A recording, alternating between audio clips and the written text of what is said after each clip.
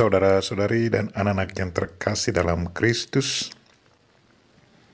dari Novisiat SVD Keweruteng Manggarai Flores NTT, saya Pastor Freddy Zahadin SVD menyampaikan ucapan selamat jumpa lagi lewat siraman rohani. Hari ini Selasa 25 Januari 2022. Kita merayakan pesta pertobatan Santo Paulus. Injil hari ini diambil dari Markus bab 16 ayat 15 sampai 18. Kita diingatkan untuk mewartakan Injil Tuhan dengan penuh tanggung jawab. Marilah kita berdoa memohon penerangan Roh Kudus. Dalam nama Bapa dan Putra dan Roh Kudus. Amin.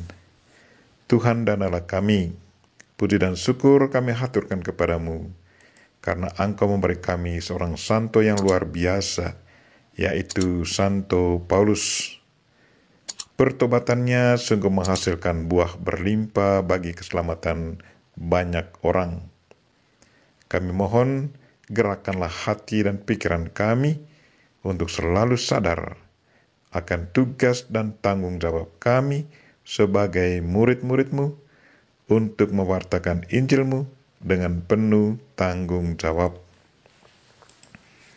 Tuhan, utuslah Roh Kudus-Mu, terangilah pikiran dan hati kami, agar sabda-Mu yang akan kami dengar dapat kami pahami dengan baik, dan isi pesan-Mu dapat kami hayati dan amalkan dalam hidup harian kami. Doa ini kami sampaikan dengan perantaran Kristus Tuhan kami. Amin. Tuhan sertamu dan sertamu juga. Inilah Injil Yesus Kristus menurut Markus. Dimuliakanlah Tuhan.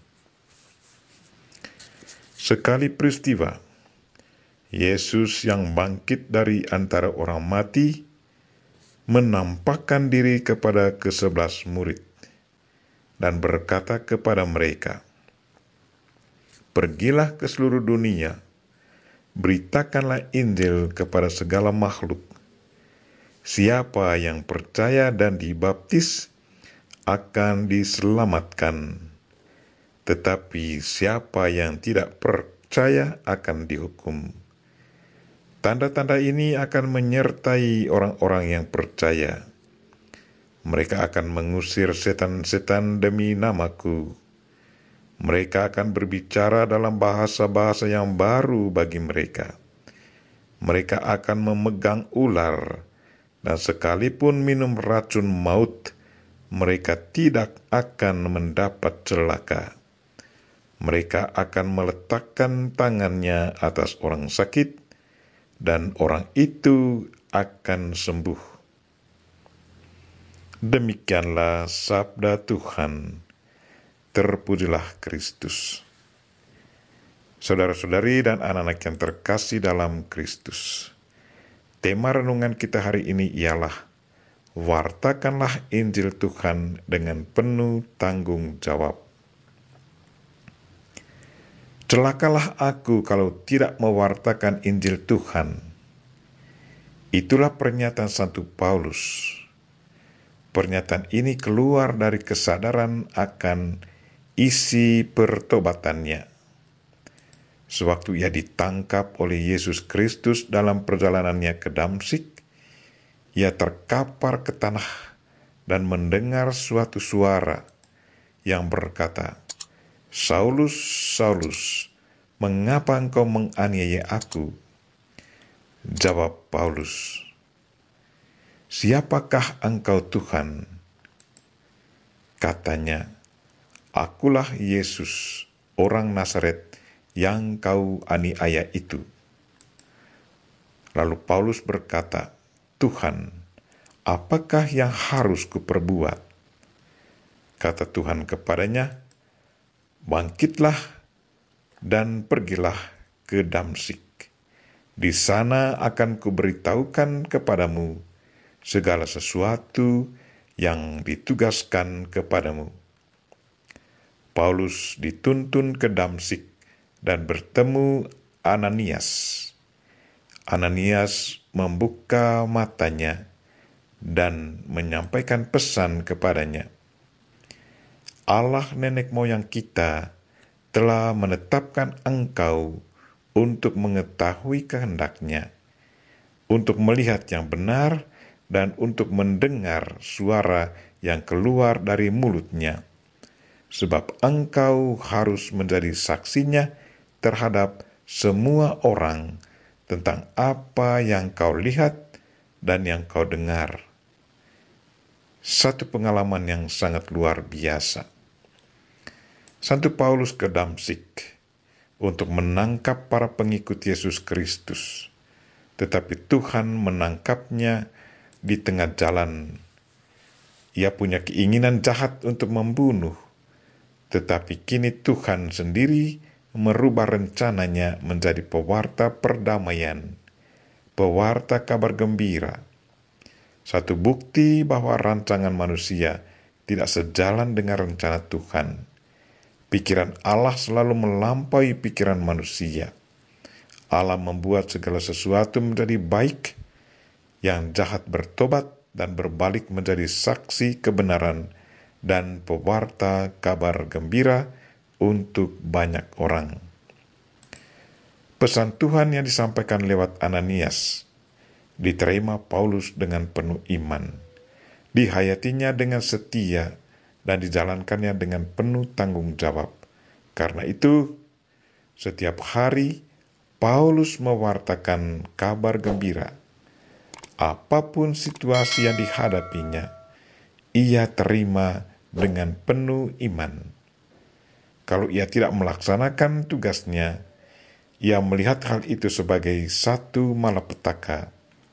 Karena itu ia berkata kepada jemaatnya di Korintus, "Celakalah aku kalau tidak mewartakan Injil Tuhan." Tugas perutusan yang disampaikan Yesus Kristus kepada para murid-Nya, "Pergilah ke seluruh dunia, beritakanlah Injil kepada segala makhluk, siapa yang percaya dan dibaptis akan diselamatkan, tetapi siapa yang tidak percaya dan dibaptis akan dihukum." Diterima oleh Paulus sebagai satu amanat yang harus dijalankannya dengan penuh tanggung jawab.